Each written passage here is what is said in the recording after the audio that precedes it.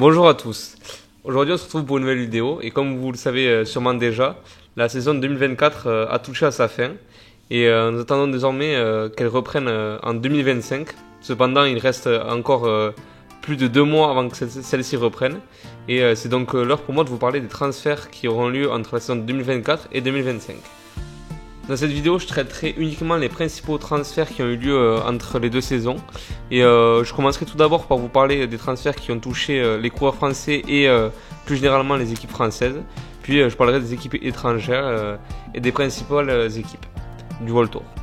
On commence tout d'abord avec l'équipe AG2R Decathlon qui fait un très bon recrutement cette année. En effet, elle perd qu'une seule bonne recrue qui est Valentin Barrépin qui s'en va à la Soudal Quick Step. Et cependant, elle recrute de nombreux coureurs. Donc tout d'abord des coureurs issus de ces équipes d'Evo. Donc notamment Paul Sexas qui est champion du monde esport de contre-la-montre. Mais également Léo Bizio, Noah Isidore, Paul Chamberlain. Donc c'est vraiment des très bons coureurs qu'on a hâte de voir dans le peloton et voir ce qu'ils deviennent par la suite. Donc c'est très prometteur. Et sinon, concernant les autres stars du peloton qui peuvent rejoindre l'équipage de Desert Decathlon cette année, on retrouve Stéphane Bisseger notamment, mais également Johannes Tonmitet qui a été pris à la Jumbo-Visma, donc qui est une très belle pioche. Et on retrouve aussi Luc Rowe, donc non pas pour courir, mais pour accompagner l'équipe en tant que manager. Donc ça peut être très intéressant pour développer l'équipe à l'international. On passe ensuite à une autre équipe française qui est la Cofidis, qui fait un recrutement en demi-teinte. En effet, elle recrute de très bons coureurs comme Dylan Tuns ou Alex Aramburu qui peuvent les aider sur des étapes de type puncher. Mais elle perd également de très bons éléments comme Axel Zingel qui part à la Jumbo-Visma. Et également Guillaume Martin qui s'en va à la Groupama FDJ, donc on a hâte de voir ce qu'il fera.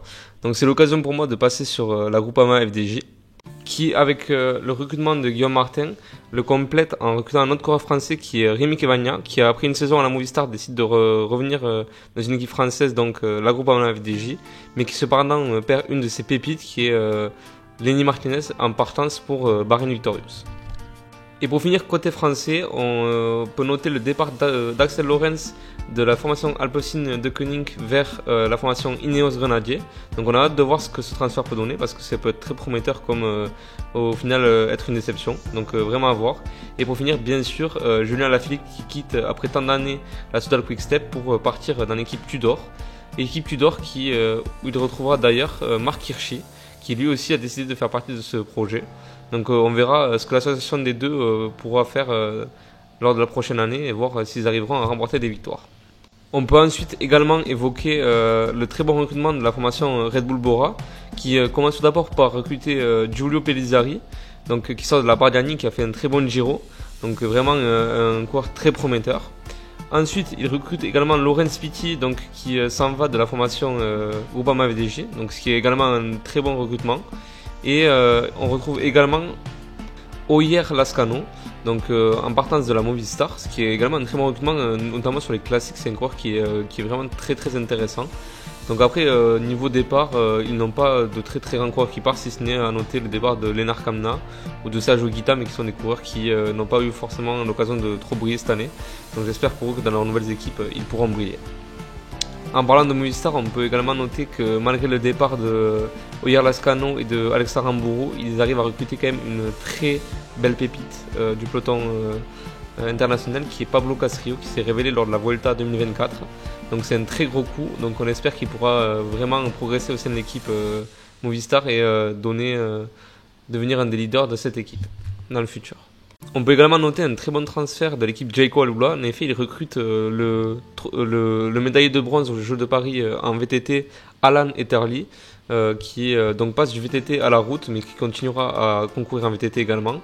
Donc on a hâte de voir ce que ça peut donner sur route, parce que je crois que c'est sa première équipe sur route, donc vraiment très intéressé de voir ce qu'il peut donner.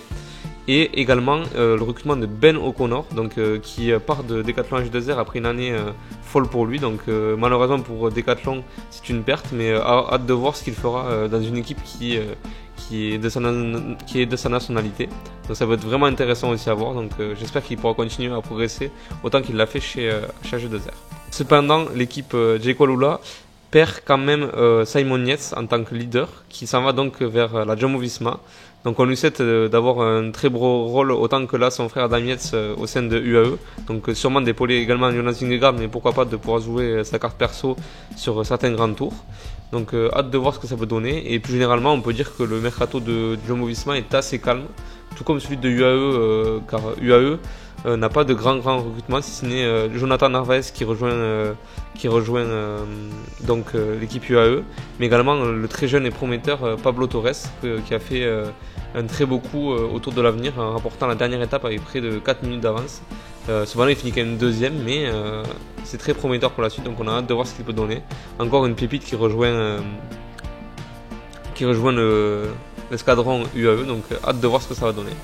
En parlant de jeunes, on peut également noter que Joseph Blackmore, qui était issu de la Devo d'Israël, rentre officiellement dans l'équipe pro. Donc c'est un coureur qu'on suivra également dans les années à suivre, car il est très très prometteur. Donc hâte de voir ce qu'il pourra donner les prochaines années au sein du peloton et au sein de l'équipe Israël. Et pour finir, on finit avec le recrutement également de Ethan Hayter qui part de Ineos Grenadier pour rejoindre la Soudal Quick Step et épauler tout comme Valentin Barré-Pentre, Remco Evenepoel lors des grands tours. Donc hâte de voir aussi ce que ça peut donner.